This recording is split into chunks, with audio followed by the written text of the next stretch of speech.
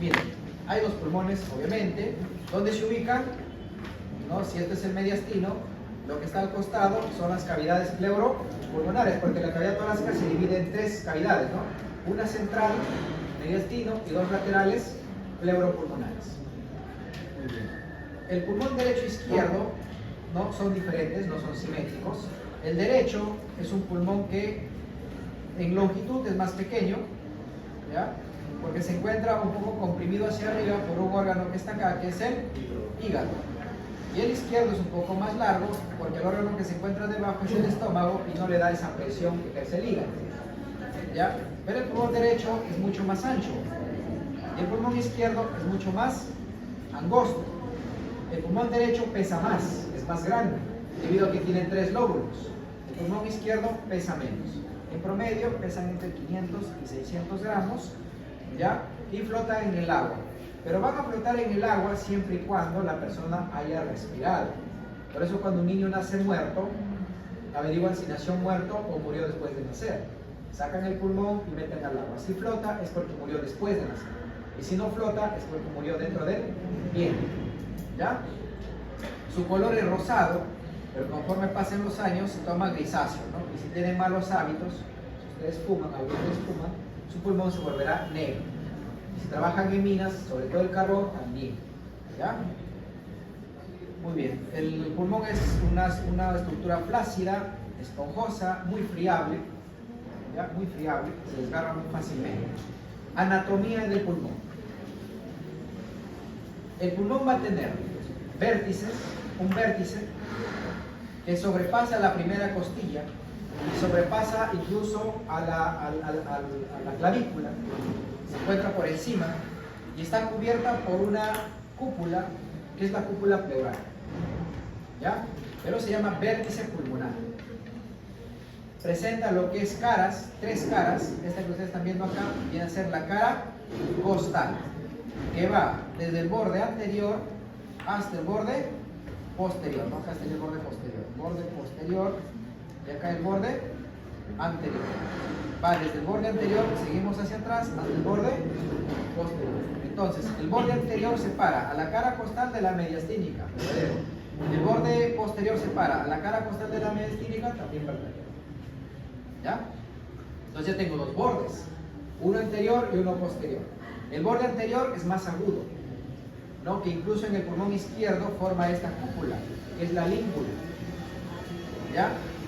Y el borde posterior es más romo, y está en relación a la columna vertebral. Y el borde anterior en relación al mediastino. Muy bien. Entonces esta cara se llama la cara costal, que es una cara convexa y está en relación con las costillas, ¿cierto? Con las costillas, ¿no? Puede ir desde la primera costilla hasta la 7ª o 8ª costilla, ¿ya? Y en esta cara costal nosotros encontramos sus 2 cisuras, que es la cisura oblicua y la cisura horizontal, en caso sea derecho. Y si es izquierdo, solo la cisura oblicua, ¿no? Que lo divide en lóbulos. Muy bien. La otra cara que ustedes están viendo acá y que está rodeada por este borde es la cara diafragmática o cara inferior. La cara diafragmática es cóncava, es más profunda en el derecho y más superficial en el izquierdo. ¿Y por qué es más profunda en la derecha? Por el hígado otra vez. Y más superficial en la izquierda porque el estómago no genera la presión necesaria para hacerlo más cóncavo, ¿ya? La cara diafragmática está rodeada por este borde, que es el borde inferior, que parte desde la unión entre el cuerpo del esternón y la apófisis sifoides y termina a nivel de T10, ¿ya? En la parte posterior. Entonces, esta cara es cara cóncava y está en relación con el diafragma. Y nos faltaría la última cara, que vendría a ser esta de acá, que es la cara mediastínica. Entonces, el pulmón tiene 3 caras: costal, diafragmática y mediastínica. Aparte de su vértice y su base, que corresponde, en este caso, a la cara inferior. ¿Ya? Muy bien. Les decía que la cara mediastínica se extiende desde el borde anterior, que es más agudo, hasta el borde posterior, que es más romo. Por eso les decía que el borde anterior une a la cara costal con la cara mediastínica, ¿ya? Y une a la cara costal con la mediastínica también en la posterior. La cara mediastínica tiene dos partes, ¿no? Una porción vertebral y una prevertebral. Y toda esta cara mediastínica se llama así. Acuérdense que ustedes también lo pueden encontrar a la cara mediastínica como cara medial. Mira hacia el mediastino. Y lo que ustedes tienen que saber es sus impresiones que dejan acá las estructuras que se encuentran en cada pulmón. Empecemos con el derecho. Tenemos de anterior, porque esto es anterior y esto es posterior. Tenemos primero a la vena cava superior, a la tráquea, y siempre detrás de la tráquea, esófago, a la vena ácidos, que está desembocando en la vena cava superior, ¿ya? A la arteria subclavia. Por eso cuando al lado de la arteria subclavia está la vena subclavia. Ustedes van a ver alguna vez, yo lo he visto en interno. Cuando una persona no le encuentran vías periféricas, hacen cateterismo venoso central, ¿no? Lo más común es que les pongan a veces en la yugular, pero si no encuentran ahí les ponen en la subclavia. Pues cuando hacen en la subclavia, tienen que saber hacer en la subclavia, porque un riesgo de esos es perforar el pulmón. ¿A qué nivel? A nivel de la cúpula. Pueden perforar acá el pulmón. Y el aire sale hacia la pleura y se llena la pleura de aire, y eso se llama neumotórax, ¿no? Entonces ustedes van a ver que el paciente le pusieron el catéter y después empieza a quitarse. Insuficiencia respiratoria aguda, toman placa neumotórax, causa iatrogénica, por poner el catéter venoso en la subclavia, ¿ya? La subclavia está en relación a la cúpula del pulmón. Mucho cuidado. ¿Quiénes ponen más esto? Los internistas, los internistas, el emergenciólogo lo ponen, ¿ya? Muy bien, entonces son impregnaciones que deja en la cara mediastínica derecha. Y otra cosa que ustedes están viendo acá es el ilio pulmonar. Miren, el ilio, ¿qué es un ilio? Es el espacio que deja una estructura, ¿cierto? Para el paso de algo. Y lo que pasa se llama pedículo. Entonces, el pedículo pulmonar está formada por tres estructuras importantes, que es el bronquio principal, o sea, dividiéndose, ¿no? La arteria, ustedes la van a ver acá siempre de azul porque lleva sangre venosa, y lo que es las venas, y siempre van a ver dos venas, ¿no? Porque saben que de cada pulmón salen dos venas, ¿ya? Una superior y una inferior. Muy bien, acuérdense esto, cuando ustedes vean un niño siempre les van a preguntar el orden, cómo está ubicado. Anterior siempre es la vena, porque esto es anterior, ahí no se hagan problemas.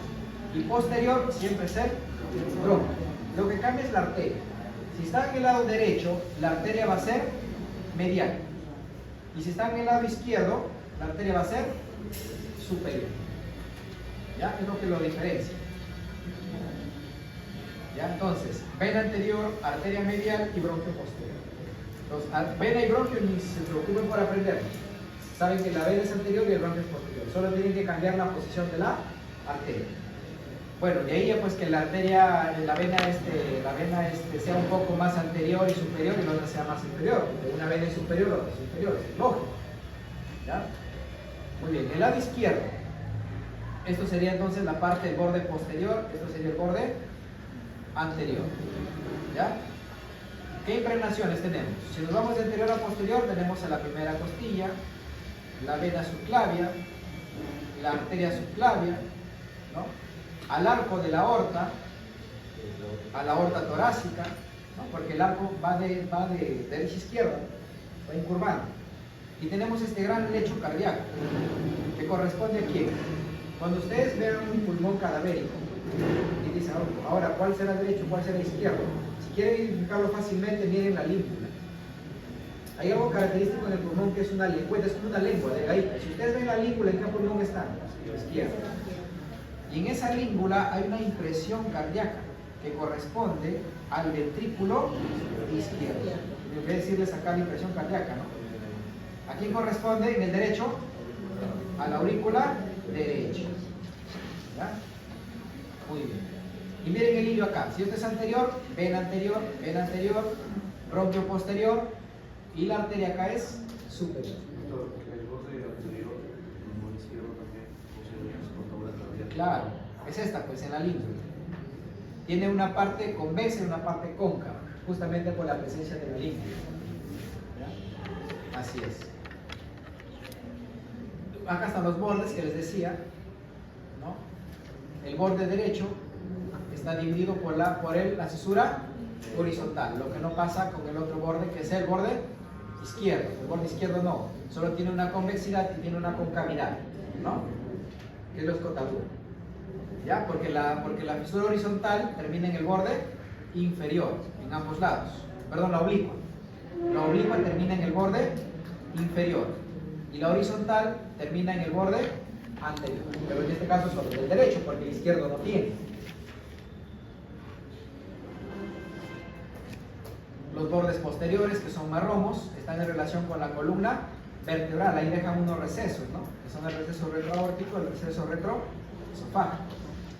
Y el borde inferior, que se inicia a nivel del cuerpo y la apófisis sifoides, que se dirige hacia atrás hasta T10. ¿Ya?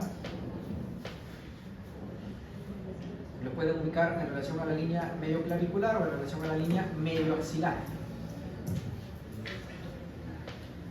Los pedículos, ya les dije, ustedes vean nomás acá ciertas características, por ejemplo la vena pulmonar superior, que es más pequeña, la vena pulmonar inferior, que es un poco más baja, eso es obvio, ¿no? Unas características que ahí lo pueden ustedes complementar, ya nos pasamos del tiempo inicial.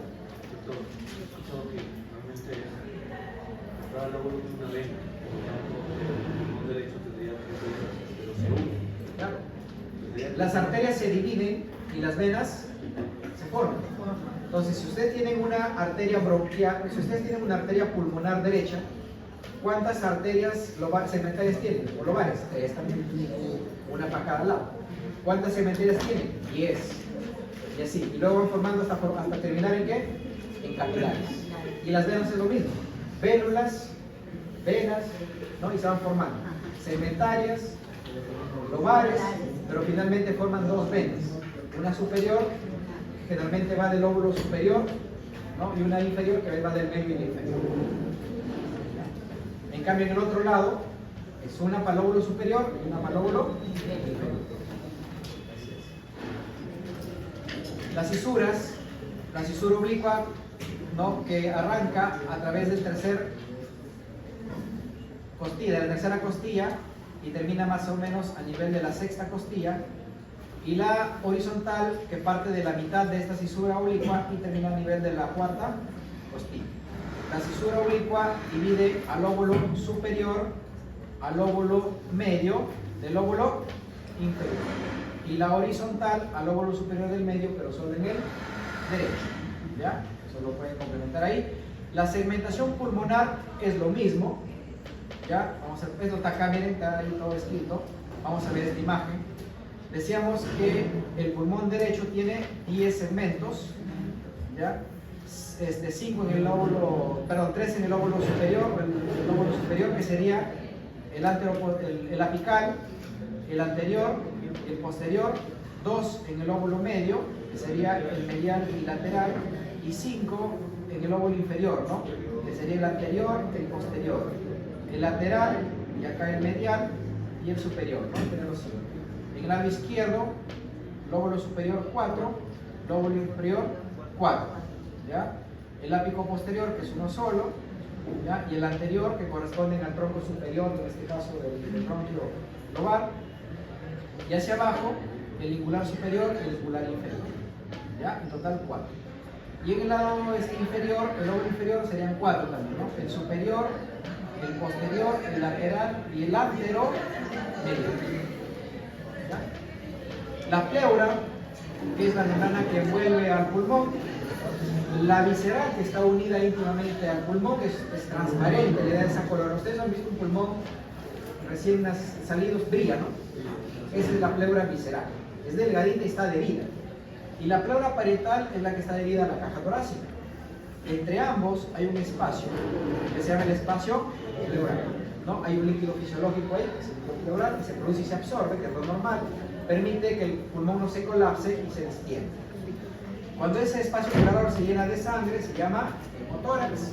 Cuando se llena de líquido, hidrotórax. Y cuando se llena de oxígeno o de aire, neumotórax. ¿Cierto? Lo más frecuente que nosotros vemos en la parte clínica es agua. ¿Cuál es la causa más importante en países subdesarrollados? Cuando ustedes van a otros países y les toman una placa y les venga el pulmón blanco por agua y vienen de Latinoamérica, ¿qué le dicen que son? todo que los aíslan, es tuberculosis. ¿Ya? Si nos tratan. Pero cuando ellos ven una placa así blanca, no dicen tuberculosis, ¿qué dicen? Cáncer. ¿Ya? Porque las dos causas más frecuentes de derrame pulmonar por hidrotórax es la tuberculosis y el cáncer. Y de ahí las neumonías. Pero en neumonía te das cuenta, pues, ¿no? Y desinfección, todo el tema. Pero hay mucha gente que está con tuberculosis y no sabe.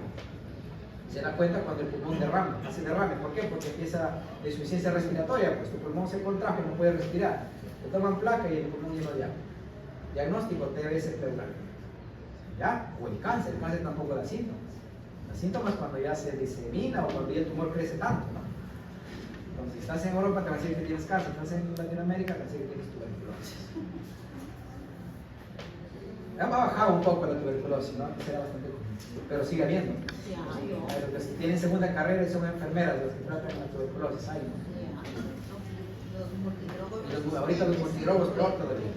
Entonces, la pleura, miren, la pleura tiene las mismas caras que el pulmón, solo le agregan una más, que es la cervical, porque les decía que el vértice del pulmón está cubierta por una cúpula, y esa es la cuarta capa pleural, que se llama cervical o cúpula, ¿ya? Las demás son las mismas, costal, mediastínica y diafragmática. Es una imagen, ¿no? Radiológica. El aire en los pulmones se ve radio lúcido, ¿ya? Y la sangre se ve radio opaco. En las radiografías, cuando ustedes ven blanco, se dice radio opacidad, y cuando ven negro, es radio lucidez, ¿ya? Se forman unos ángulos que son los ángulos costodiafragmáticos, ¿no? Dejado por la pleura, que es acá donde ustedes ven los derrames, ¿no? Por gravedad, el líquido, agua o sangre va a ir primero a este lugar, y ahí empiezan los derrames pleurales. Si eso se acumula, el pulmón se va achicando cada vez más y esto se va llenando más de agua, ¿no? Ustedes van a ver algunos pulmones blancos todo, porque está lleno de agua. Puede ser sangre o puede ser agua. ¿Ya? En cambio, si ustedes se llenan de aire, se ve negro. El pulmón de ese tamaño, ven por acá el pulmón enorme. Neumotórax. ¿Ya? Cuando ustedes ven un neumotórax, ven un pulmón enorme, gigante. Y cuando ven un hidrotórax o un hemotórax, blanco. Así se ven las radiografías. La parte intrapulmonar, los bronquiolos segmentarios ya dan origen a los bronquiolos, ¿no? Que son conductores, terminales o respiratorios. Esto lo hacen ya en histología, para terminar en unos sacos, que son los sacos alveolares, y dentro de ellos los alveolos, que es la finalidad del sistema respiratorio, realizar la hematosis. ¿Ya?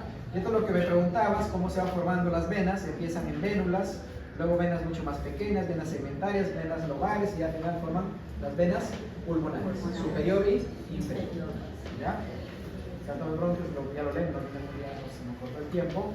Hay unos neumocitos que están en los alveolos, ¿no? Sobre todo el neumocito tipo 2, que produce esta sustancia, que es la sustancia sulfactante, una sustancia muy importante para evitar el colapso de los alveolos. ¿Ya? Cuando los alveolos se colapsan, esa parte del pulmón muere. Eso se llama atelectasia. ¿Ya? Atelectasia. La vascularización, acuérdense, ya le hemos ido mencionando. El pulmón tiene dos vascularizaciones, una funcional y una nutricional. La funcional, ¿de quién depende? Del sistema circulatorio menor. Todo arranca en qué ventrículo? Derecho, a través del tronco pulmonar, que está llevando la sangre que proviene de la vena cava superior, todo nuestro cuerpo de arriba, y de la vena cava inferior, de todo el desecho. O sea, la sangre es desoxigenada con CO2.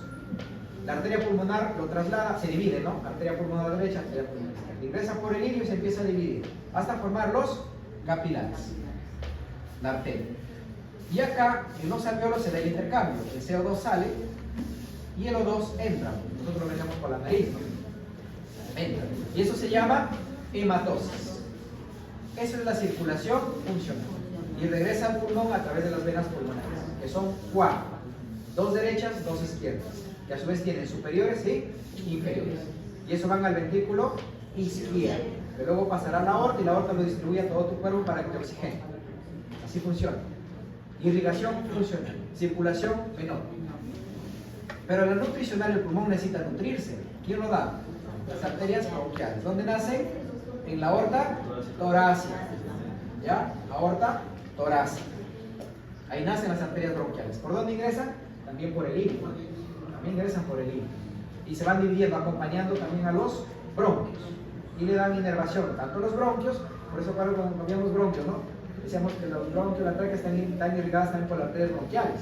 Porque por ahí van, ¿ya? Dejando sus ramas. Y la del drenaje venoso también les dije hace rato, ¿no? El drenaje venoso del lado derecho será hacia el sistema ácido y el izquierdo el sistema semiácido.